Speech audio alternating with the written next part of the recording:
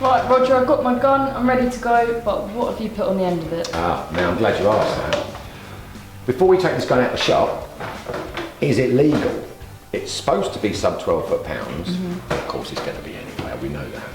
So, just to make sure, we've put an FX radar on there.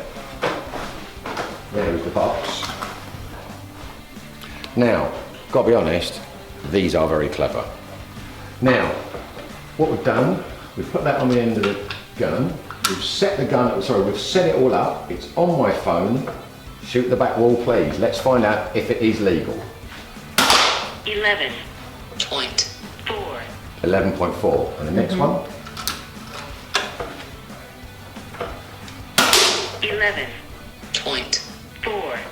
Super consistent. Okay. Now, last one. 11.2. So that's running between 11.4 and 11.2 foot-pounds. So the magic number is 12 foot-pounds. We're down from that. We're ready to go. Perfect. And that's chronoing.